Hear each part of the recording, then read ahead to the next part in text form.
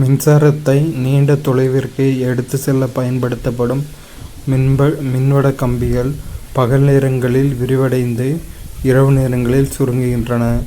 எனவேதான் அவை மிகவும் விரைப்பாக இணைக்கப்படுவதில்லை. விரைப்பாக இணைக்கப்பட்டால் இரவு நேரங்களில் குளிர்ச்சி அடையும் பொழுது அவை அறுந்துவிடக்கூடும்.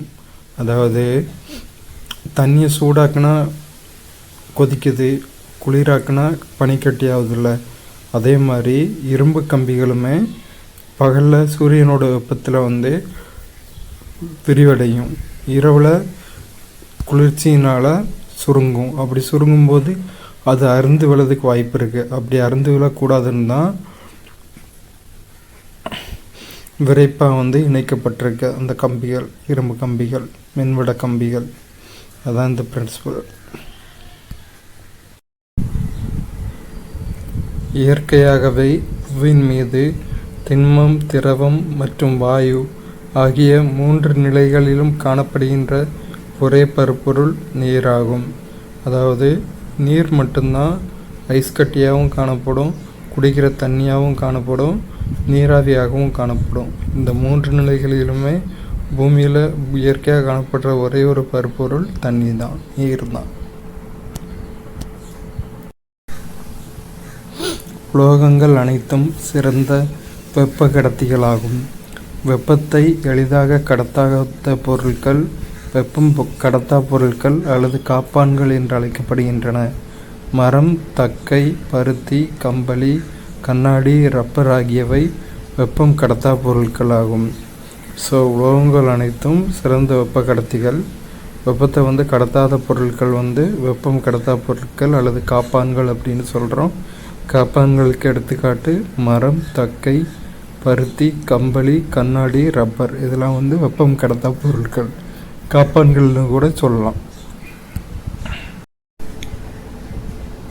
வெப்ப கதிர்வீச்சு மூலம் வெப்ப ஆற்றல் பரவுவதை நம் கண்களால் காண முடியும். 500 டிகிரி செல்சியஸ் வெப்பநிலைக்கு ஒரு பொருளை வெப்பப்படுத்தும் போது கதிர்வீச்சானது மங்கிய சிவப்பு நிறத்தில் நமது கண்களுக்கு தெரிய ஆரம்பிக்கிறது. அப்பொழுது நம் தோலின் மூலம் வெப்பத்தினை உணர முடியும்.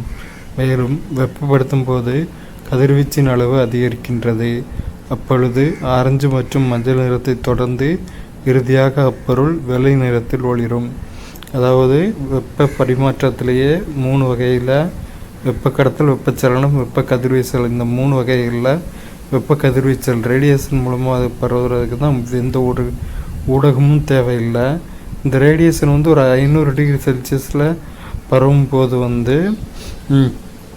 நம்மளோட தோலில் வெப்பத்தினை உணர முடியும். அப்போ அது சிவப்பு நிறத்தில் இருக்கும். மேலும் வெப்பப்படுத்தும் போது கதிர்வீச்சின் அளவு அதிகரிக்கும். அப்பொழுது ஆரஞ்சு மற்றும் மஞ்சள் நிறத்தை தொடர்ந்து இறுதியாக அப்பொருள் வெள்ளை நிறத்தில் ஒளிரும். இதுதான் கொடுத்துருக்காங்க. உணவுப் பொருட்களில் உள்ள ஆற்றலின் அளவு கிலோ கலோரி எனும் அலகால் குறிப்பிடப்படுகிறது. 1 kilo calorie equal to 4200 joule, 4.2 kilo joule. So உணவுப்பொருளோட ஆற்றல் அளவை கிலோ கலோரி அப்படிங்கிற அலகால் குறிப்பிடுறோம். 1 கிலோ கலோரினா 4200 ஜூல். பிற பொருட்களை விட நீர் அதிக அளவு வெப்ப ஏற்பு திறனை பெற்றுள்ளது. இதன் காரணமாகவே நீரானது குளிர்விப்பானாக பயன்படுத்தப்படுகிறது. 100 கிராம் எண்ணெயை விட 100 கிராம் தண்ணீர் அதிக அளவு வெப்பத்தை இழுத்து கொள்ள முடியும். ஸோ நீருக்கு வெப்ப ஏற்புத்திறன் அதிகமாக இருக்குது. இதனால தான் நீரை குளிர்விப்பானாக பயன்படுத்துகிறோம். எண்ணெயை கம்பேர் பண்ணும்போது தண்ணி அதிக அளவு வெப்பத்தை இழுத்து கொள்ள முடியும். ஏன்னா வெப்ப ஏற்புத்திறன் அதிகமாக இருக்குது. அதனால்